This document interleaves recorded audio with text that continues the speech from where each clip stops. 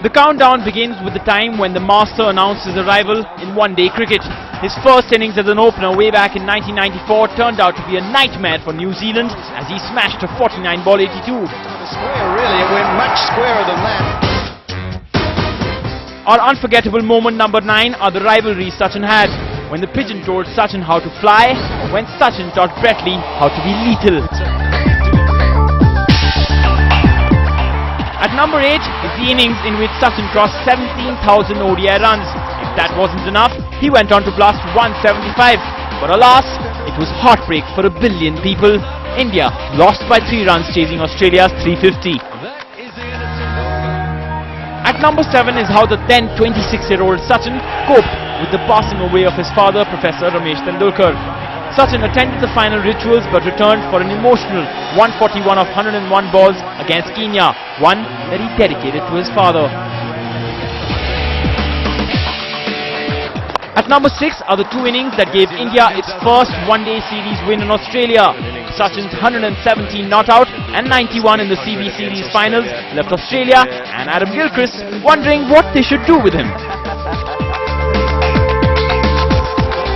At number 5 is the April Fool's Day in 1998 when Sachin fooled the Aussies in Kochi.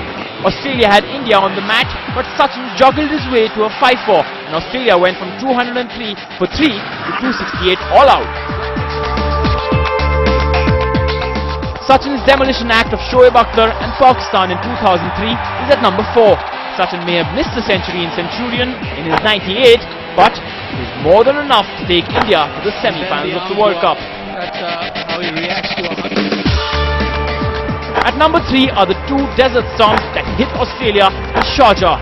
The Bombay Bomber first took India to the finals with a mind-blowing 143, and then in the finals he scored 134.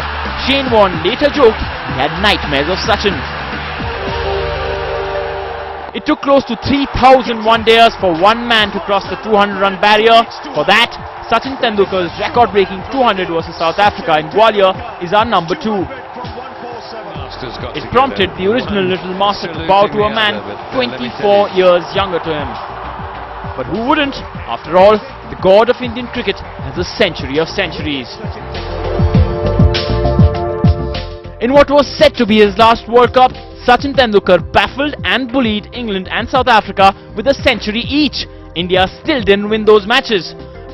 But finally, after a career spanning 21 years, 6 World Cups and 630 matches in all forms of the game for India, the god of cricket was finally blessed.